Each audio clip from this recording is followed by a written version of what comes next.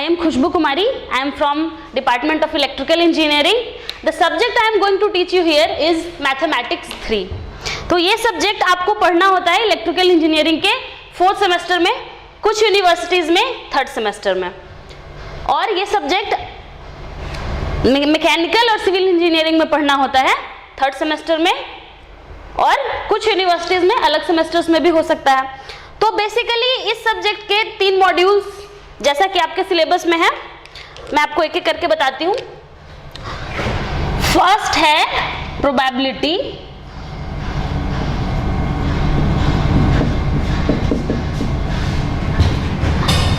And इसके साथ ही है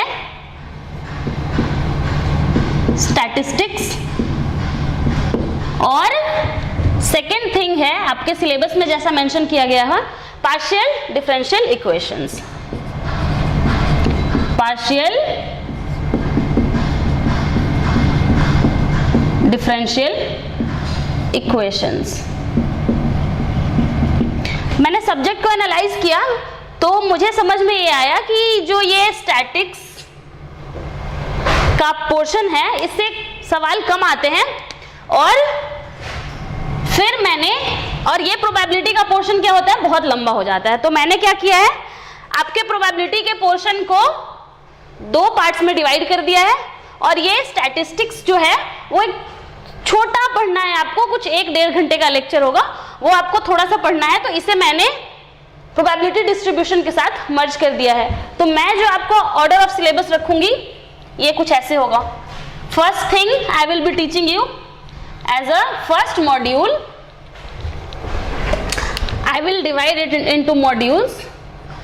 So my module 1 will be probability. In module 2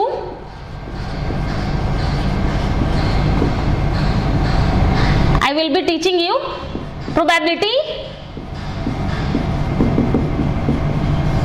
distribution. I will be teaching you probability distribution, और इसमें एक स्पेशल टॉपिक जो ज्यादा लंबा नहीं है, and statistics.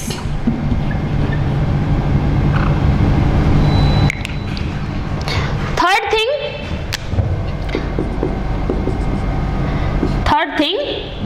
I will teach you in module 3. This is my partial differential equations.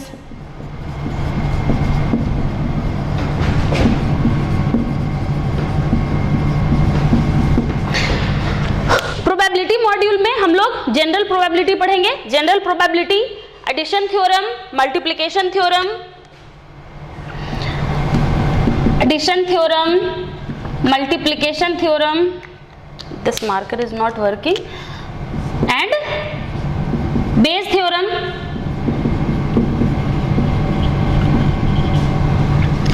Probability distributions में हम पढ़ेंगे 2 तरह के होते हैं probability distributions. First one is discrete probability distribution and continuous probability distribution. तो discrete probability distribution and continuous. साथ ही में हम ये छोटा सा टॉपिक है हमारा स्टैटिस्टिक्स, इसको कवर करेंगे विद प्रोबेबिलिटी डिस्ट्रीब्यूशंस। इसमें आपको डिफरेंट चीजें पढ़नी होंगी, जैसे कि mean, median, mode, you already know, variance, standard deviation, moment generating functions, different things. These sort of small things we will cover in this topic. Next, in partial differential equations we will first do क्या, पहले हम लोग formation करना सीखेंगे। तो first thing we will be doing formation of partial differential equations, और ये बहुत ही ज्यादा इंपॉर्टेंट मॉड्यूल होगा आपका पार्शियल डिफरेंशियल इक्वेशंस, क्योंकि एज एन इलेक्ट्रिकल इंजीनियरिंग आप इससे कहीं नहीं बच सकते। फाइन, ये सब्जेक्ट आपको बेस देगा आपके पावर सिस्टम्स के लिए। फाइन, आपके पावर सिस्टम्स के लिए बेस देगा, आपके मशीन्स में ये सब्जेक्ट यूज होता है। और अगर आप फर्दर हायर स्टडीज में जाते हो, मास्टर्स कोर्स, एमटेक कोर्स, वहां पे तो बहुत ही ज्यादा यूजफुल होता है पार्शियल डिफरेंशियल इक्वेशंस। तो पहले हम क्या करेंगे, फॉर्मेशन सीखेंगे, फिर हम इसे सॉल्यूशन सीखेंगे, इसका solution of partial differential equation. इसमें सॉल्यूशन में हम होमोजीनियस एंड नॉन होमोजीनियस दोनों करेंगे। होमोजीनियस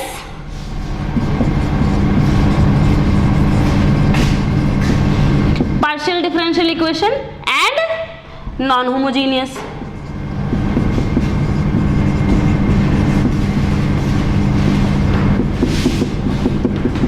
और उसके बाद क्या, इसका पहले फॉर्मेशन, फिर solution and then we will learn the application. Application में हम क्या सीखेंगे, हम वेव इक्वेशंस को सॉल्व करना सीखेंगे, simple wave equation, d'Alembert's wave equation, और भी कई छोटी छोटी चीजें, जैसे कि मेथड ऑफ मल्टीप्लायर्स हम यूज करेंगे सॉल्यूशन करने के लिए। फाइन, तो थर्ड चीज क्या होगा मेरा, application of partial differential equation. इसका मेन चीज होता है वेव इक्वेशंस, वेव इक्वेशंस। ये वेव इक्वेशंस आपने पढ़ रखी होंगी आपकी 12वीं की फिजिक्स में, उसे हम पार्शियल डिफरेंशियल इक्वेशन के मेथड से सॉल्व करेंगे।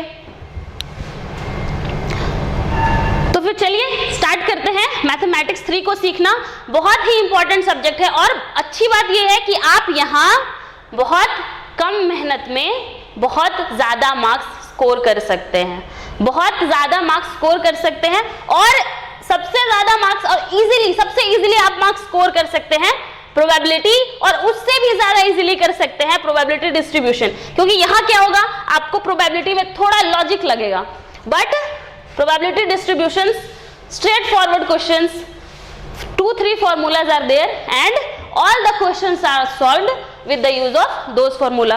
Partial differential equation is again a very easy topic, very simple things. थोड़ा लेंदी हो सकता है पार्शियल डिफरेंशियल इक्वेशंस के क्वेश्चंस, लेकिन स्टिल ये काफी इजी होगा। ठीक है, तो चलिए अब हम स्टार्ट करेंगे अपना पहला module, probability. So the topic today we are going to start is probability. ये प्रोबेबिलिटी आपके मैकेनिकल और सिविल के स्टूडेंट्स का 3rd सेमेस्टर का है, और इलेक्ट्रिकल के स्टूडेंट्स के लिए 4th सेमेस्टर का टॉपिक है।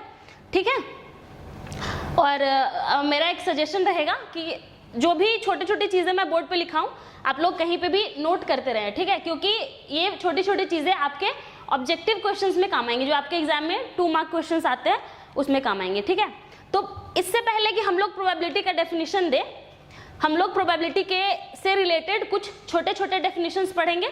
ठीक है, और ये डेफिनेशंस बहुत इंपॉर्टेंट है। जैसे बोर्ड पे मैंने कुछ चीज़ें लिखी हुई हैं, जैसे random experiment, what is the sample space, what is an event, ये आपके एग्जाम्स में 2 मार्क क्वेश्चन में आते हैं। ठीक है, तो जो भी डेफिनेशंस है ये आप लोग थोड़ा ध्यान रखें। तो चलिए हम लोग स्टार्ट करते हैं। तो we will start with random experiment. तो रैंडम एक्सपेरिमेंट क्या होता है, कोई भी ऐसा एक्सपेरिमेंट, कोई भी ऐसा काम जिसका आउटकम सर्टेन नहीं होता है। सर्टेन मीन्स कि आप पहले से नहीं बता सकते कि क्या रिजल्ट आने वाला है। जैसे कि आप कोई कॉइन को थ्रो करते हैं, ठीक है, कॉइन को टॉस करते हैं, तो आपको पहले से पता नहीं होगा कि हेड आएगा कि टेल आएगा। आप कितना भी बार कॉइन को टॉस कर लो, क्या होता है, हर बार आप अनसर्टेन आउटकम आता है, हर बार ये लगता है कि हेड आएगा कि टेल आएगा, हमें नहीं पता होता है। तो इस तरीके के एक्सपेरिमेंट्स जिनके आउटकम हमेशा अनसर्टेन होते हैं, उसको हम लोग कहते हैं रैंडम एक्सपेरिमेंट। यानी कि an experiment whose outcome is uncertain। ठीक है, एज एन एग्जाम्पल हम लोग देखते हैं, जैसे कि हम लोग कोई डाई को थ्रो करते हैं, तो क्या डाई को थ्रो करते हैं, या तो 1 आएगा, 1 to 6 में कोई भी नंबर आता है। ठीक है, तो ये हमें पहले से पता है कि 1 to 6 में कोई भी नंबर आएगा, लेकिन हमें ये नहीं पता है कि क्या आएगा। हाँ, शकुनी मामा का डाइस हो तो अलग बात है, वो बायस्ड है, लेकिन हम लोग यहाँ पे अनबायस्ड डाइस का बात कर रहे हैं, ठीक है। तो जैसे थ्रोइंग अ डाई,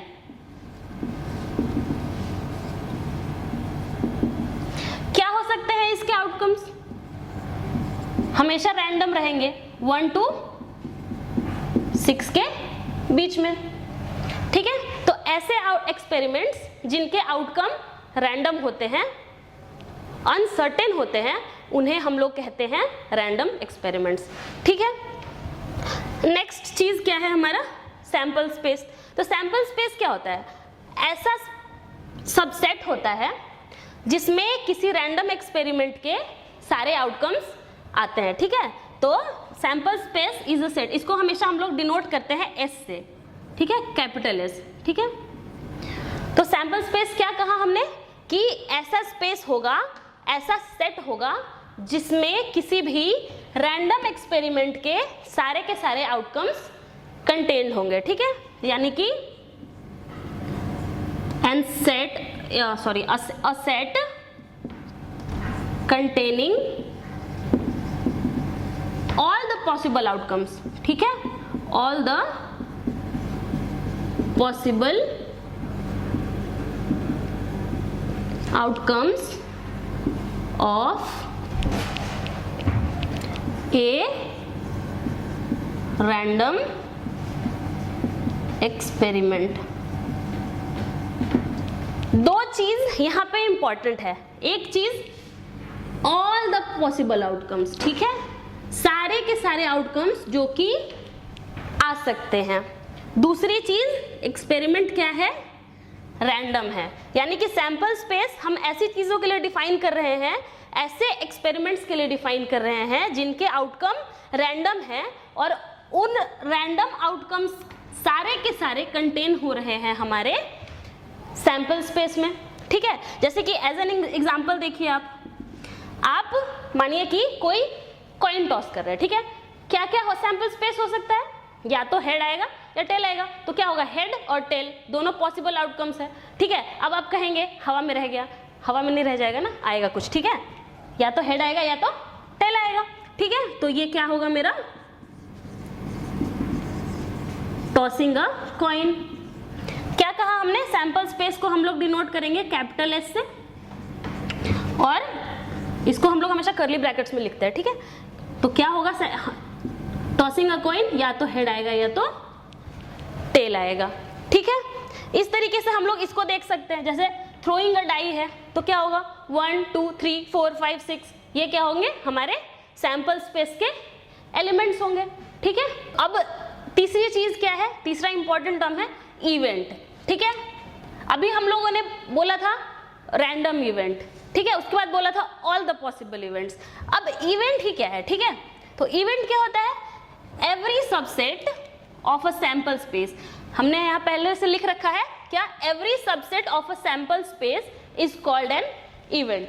अब एवरी सबसेट, यहाँ पे क्या यूज करें हम लोग? टर्म सेट नहीं, दिस इज अ सबसेट। तो सबसेट क्या होता है? बेसिकली हम लोग पहले से जानते हैं किसी सेट के एलिमेंट्स होते हैं। जैसे कि किसी सेट में कुछ एलिमेंट्स हैं, उनके कुछ एलिमेंट्स को लेके हमने एक अलग सेट बना दिया, तो हम लोग उसको क्या कहते हैं कि ये हमारा उस सेट का सबसेट है, ठीक है। जैसे कि आप एज एग्जांपल देखिए, जैसे कि फिर से हम लोग लेते हैं एग्जांपल, जैसे टॉसिंग अ कॉइन लेते हैं।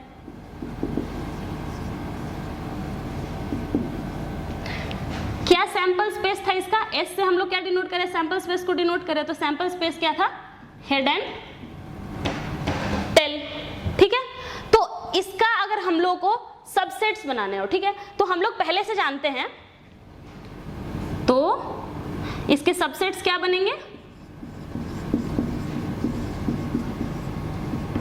हम लोग पहले से जानते हैं कि फाई जो होता है, ठीक है, फाई यानी कि नल सबसेट, नल स्पेस हमेशा हर एक सेट का सबसेट होता है। तो फाई इज ऑलवेज देयर। उसके बाद और क्या हो सकता है? अगर हम लोग हेड को, सिर्फ हेड को लेके एक सबसेट बना दे, तो ये एच भी इस एस का एक एलिमेंट है, तो इसको हम लोग एक सबसेट कह सकते हैं। दूसरा चीज टेल, ठीक है, ये टेल भी हमारे एस का एक इवेंट है, तो ये भी एक सबसेट है। और कोई भी सेट अपने सबसेट का, मतलब अपने इवेंट्स का एक सबसेट होता है, हर एक सेट खुद का एक सबसेट होता है, यानी कि ये जो हमारा सेट है ये भी खुद का एक सबसेट है, ठीक है। तो ये मेरे कितने सबसेट्स बन गए इसके 5। तो इसमें से जो ये चारों हैं, ठीक है, ये जो सारे हमारे केसेस आ गए 4 अलग अलग, ये क्या है, ये हमारे इवेंट्स हैं, यानी कि टॉसिंग अ कॉइन के 4 इवेंट्स हैं। इसको हम लोग क्या बोलेंगे, ये चारों सबसेट को इवेंट्स हैं, ठीक है। चलिए नेक्स्ट चीज हम लोग देखेंगे, एक चीज, हाँ, अभी अगर आपके एग्जाम में एक क्वेश्चन आता है कि ऐसे 2 मार्क के क्वेश्चंस में आता है डेफिनेशंस लिखने को, तो जैसे उसमें पूछ देगा कि सैंपल स्पेस क्या होता है, ठीक है, तो आप एग्जैक्टली सेम डेफिनेशन एग्जाम में लिख सकते हैं, ठीक है। आपको मॉडिफिकेशन करना कुछ कंपलसरी नहीं है, सेम यही चीज होता है, आप पहले समझ लो, आप खुद से भी लिख सकते हो, याद करने की जरूरत नहीं है, ठीक है। तो चलिए, जैसे एक और इंपॉर्टेंट चीज आता है एग्जॉस्टिव इवेंट, ठीक है। तो एग्जॉस्टिव इवेंट किसे कहते हैं, ठीक है, एग्जॉस्टिव इवेंट, ठीक है। एग्जॉस्टिव इवेंट क्या होता है,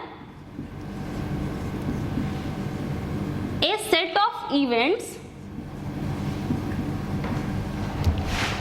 which includes